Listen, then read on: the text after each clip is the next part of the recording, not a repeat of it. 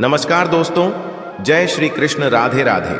प्रिय दर्शकों, जो औरतें कपड़े खोलकर नहाती हैं उसके जीवन में इसका क्या असर पड़ता है, चलिए एक सच्ची घटना के माध्यम से इसे जानते हैं, जिसे सुनकर आपका रूह कांप जाएगा। मित्रों, इस वीडियो में एक सच्ची घटना के माध्यम से आपको बताया जाएगा कि जो स्त्री निर्वस्त्र होकर नहाती है उसके साथ ऐसा क्या होता है। साथ ही ये वीडियो आपको बहुत अच्छी जानकारी और सीख दे करके जाएगी। तो चलिए मित्रों, आपका कीमती समय बर्बाद ना करते हुए अब सीधे कहानी पर ही पहुंचते हैं।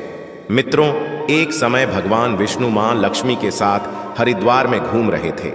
लक्ष्मी माता ने देखा कि समस्त मनुष्य गंगा में नहा नहाकर हर हर गंगे कहते चले जा रहे हैं, परंतु सभी दुखी और परेशान हैं।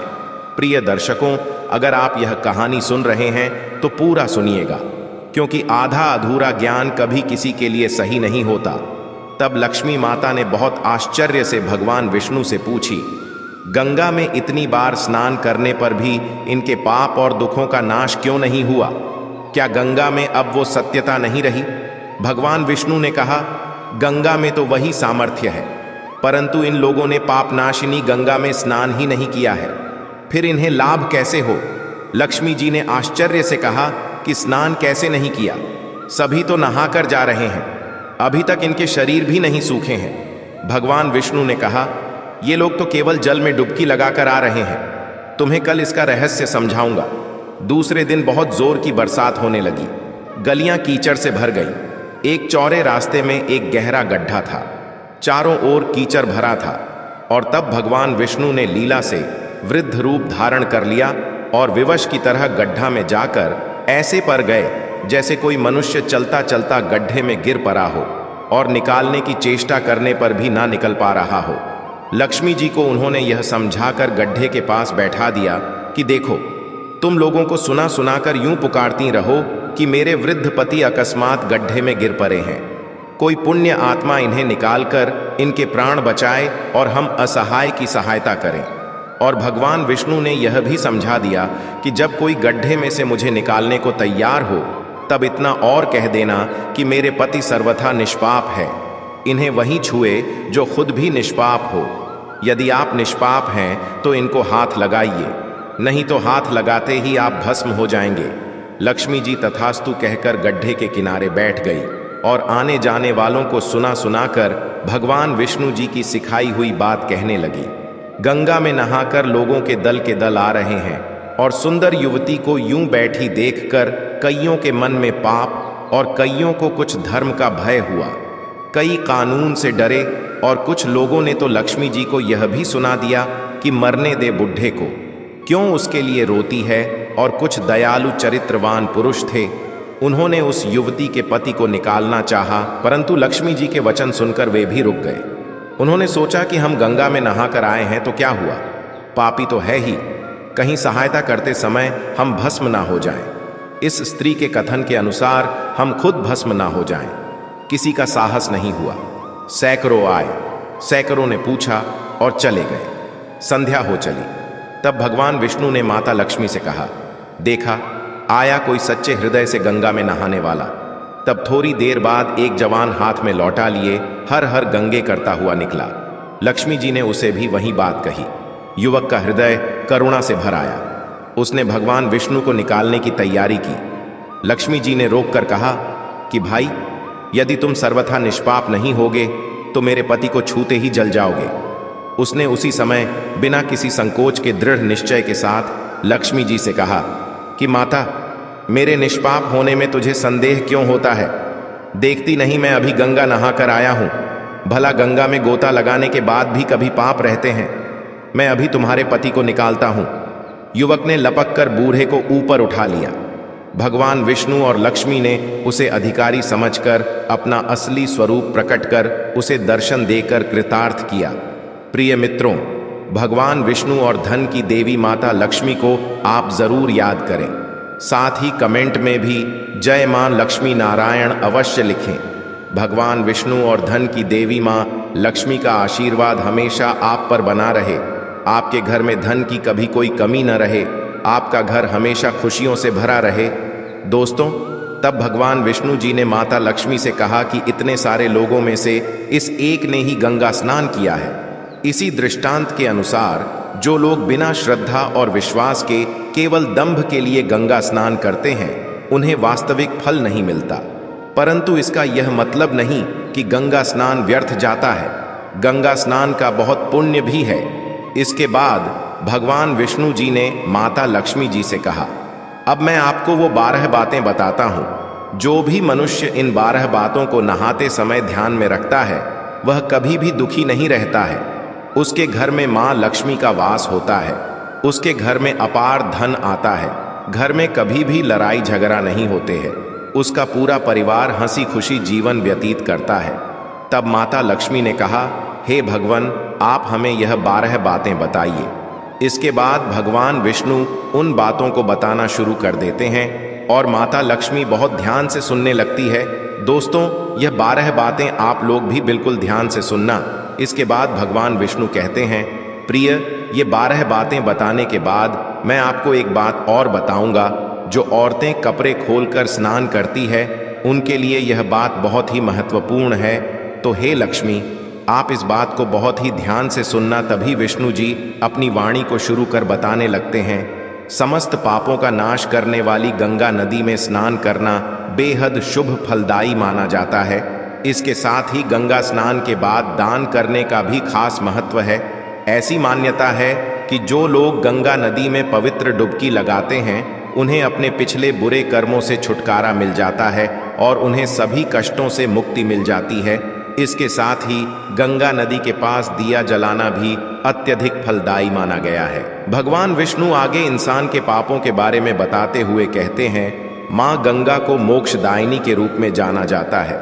ऐसा इसलिए क्योंकि पौराणिक काल से यह मान्यता है कि गंगा में स्नान करने से सभी पापों का नाश हो जाता है और अनंत पुण्य की प्राप्ति होती है।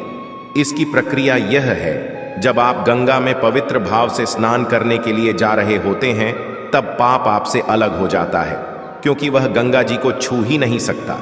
पर गंगा स्नान के बाद बाहर आकर आप जब पुण्य पाप करने लगते हैं तो अलग खड़े हुए पाप और पुण्य आप पर सवार होने लगते हैं। इसलिए इंसान को कभी गंदे कर्म नहीं करने चाहिए। दोस्तों, माता लक्ष्मी एक प्रश्न को लेकर बहुत परेशान होती है तो भगवान विष्णु से पूछती हैं कि आखिर मनुष्य अपने घर में गंगा जल का छिड़काव क्यों करता है, इससे क्या होता है। ये सुनकर भगवान विष्णु कहते हैं, गंगा के जल को घर में सूर्य या चंद्र ग्रहण के समय छिड़कने से ग्रहण का नकारात्मक प्रभाव खत्म हो जाता है। किसी भी मांगलिक कार्यक्रम में घर, यज्ञ वेदी या किसी स्थान को शुद्ध करने के लिए गंगा जल का प्रयोग किया जाता है। गंगा का पानी इतना शुद्ध होता है कि इसे पीने से सभी तरह के रोग और शोक मिट जाते हैं। घर में समय समय पर गंगा जल का छिड़काव करना चाहिए। ऐसा करने से गृह क्लेश दूर होने लगती है और परिवार के सदस्य तरक्की करते हैं। फिर माता लक्ष्मी भगवान विष्णु से अपना अगला प्रश्न पूछते हुए कहती हैं, आखिर पृथ्वी लोक पर भगवान के मूर्ति को जल में क्यों विसर्जित किया जाता है। इस प्रश्न का उत्तर देते हुए भगवान विष्णु अपनी कथाएं सुनाते हैं और कहते हैं, त्रेता युग के समय भगवान श्री राम ने भी जल समाधि के द्वारा वापस देवलोक आए थे। मान्यता है कि जब जल में देव प्रतिमाओं को विसर्जित किया जाता है तो देवी देवताओं का अंश मूर्ति से निकलकर वापस देवलोक में चला जाता है, यानी परम ब्रह्म में परमात्मा लीन हो जाते हैं। यही कारण है कि देवी और देवताओं की मूर्तियों और निर्मल को जल में विसर्जित किया जाता है। माता लक्ष्मी भगवान विष्णु से एक और प्रश्न पूछती है कि आखिर पृथ्वी लोक पर इंसान के मृत्यु के बाद अस्थियाओं को गंगा जल में ही विसर्जित क्यों किया जाता है। तब भगवान विष्णु कहते हैं कि इसका भी बिल्कुल वही वजह है कि मनुष्य की अस्थियां जितने समय तक गंगा जल में रहती हैं उतने समय तक वह स्वर्ग लोक में रहता है। सभी प्राणियों की हत्या करने वाले की अस्थियां गंगा जी में गिरने पर वह भी दिव्य विमान पर चढ़कर देवलोक को जाता है। इसलिए माता पिता सहित परिवार के सदस्यों की मृत्यु पर उनकी अस्थियाओं का विसर्जन गंगा में जरूर करना चाहिए, क्योंकि गंगा नदी में अस्थियां प्रवाहित करने से मृत व्यक्ति को स्वर्ग की प्राप्ति होती है। ऐसा इसलिए क्योंकि भागीरथ माता गंगा को स्वर्ग से ही पृथ्वी पर लाए थे। ऐसे में जिस भी व्यक्ति की अस्थियां गंगा में बहाई जाती हैं, उसकी आत्मा को स्वर्ग लोक में रहने और वहां के आनंद उठाने का मौका मिलता है। इसके बाद भगवान विष्णु जी ने माता लक्ष्मी जी से कहा, अब मैं आपको वो 12 बातें बताऊंगा कि जो भी औरतें कपड़े खोलकर स्नान करती हैं उसके साथ क्या होता है। उसके लिए यह बात बहुत ही महत्वपूर्ण है। जो भी मनुष्य इन 12 बातों को नहाते समय ध्यान में रखता है वह कभी भी दुखी नहीं रहता है। उसके घर में माँ लक्ष्मी का वास होता है, उसके घर में अपार धन आता है, घर में कभी भी लड़ाई झगड़ा नहीं होते हैं, उसका पूरा परिवार हंसी खुशी जीवन व्यतीत करता है। दोस्तों, कमेंट में जय मां लक्ष्मी नारायण जरूर लिखें, जिससे भगवान विष्णु और धन की देवी मां लक्ष्मी हमेशा आप पर अपनी कृपा बनाए रखेंगे। दोस्तों, इसके बाद भगवान विष्णु कहते हैं, स्नान करने से शरीर निरोगी रहता है और मन प्रसन्न रहता है। नहाने से चेहरे की क्रांति और शारीरिक आकर्षण में भी बढ़ोतरी होती है। अगर इस नित्य कर्म के दौरान कुछ बातों का ध्यान रखा जाए तो आध्यात्मिक से भी ज्यादा लाभ पाया जा सकता है। नहाने के क्रम में इन बातों का ख्याल जरूर रखा जाना चाहिए। नंबर 1, स्नान करने के बाद शुद्ध होकर पूजा पाठ आदि सारे काम करने के योग्य बनते हैं, इसलिए सुबह को ही स्नान कर लेना चाहिए। नंबर 2, शास्त्रों में कहा गया है कि स्नान करने से इन 10 गुणों की प्राप्ति होती है: रूप, तेज, बल, पवित्रता, आयु, आरोग्य, निर्लोभता, दुस्वप्न का नाश, तप और मेधा। नंबर 3, धन, पुष्टि व आरोग्य और स्वास्थ्य चाहने वालों को हर मौसम में और हर दिन स्नान करना चाहिए। नंबर 4, शास्त्रों में कहा गया है कि सुबह स्नान करने से पाप का नाश होता है और पुण्य मिलता है। ऐसा कहा गया है कि सुबह नहाने वालों के पास नकारात्मक शक्तियां नहीं भटकती, इसीलिए सुबह स्नान करना ही उचित है। नंबर 5, बीमारी के हालत में सिर के नीचे से ही स्नान करना चाहिए। गीले कपड़े से शरीर को पोंछ लेना भी एक तरह का स्नान ही कहा गया है। नंबर 6, सुबह की लालिमा छाने से पहले ही स्नान लेना श्रेष्ठ माना गया है। नंबर 7, तेल लगाकर और देह को मल कर नदी में नहाना मना है। इसकी जगह नदी से बाहर निकलकर तट पर ही शरीर साफ करके फिर नदी में डुबकी लगाना उचित है। नंबर 8, जिन घाटों पर कपड़े धोए जाते हैं वहां का जल अपवित्र माना गया है, इसलिए वहां से कुछ दूर हटकर ही नहाना चाहिए। नंबर 9, नदी में 11 या 21 डुबकियां लगाना अच्छा बताया गया है। नंबर 10, पवित्र नदियों में कपड़े निचोड़ने की मनाही है। नदी में किसी तरह की गंदगी नहीं बहानी चाहिए। नंबर 11, नल की तुलना में झरने का पानी, झरने से ज्यादा नदी का पानी, नदी के पानी से किसी तीर्थ का जल, तीर्थ के जल से गंगा जल अधिक श्रेष्ठ माना गया है।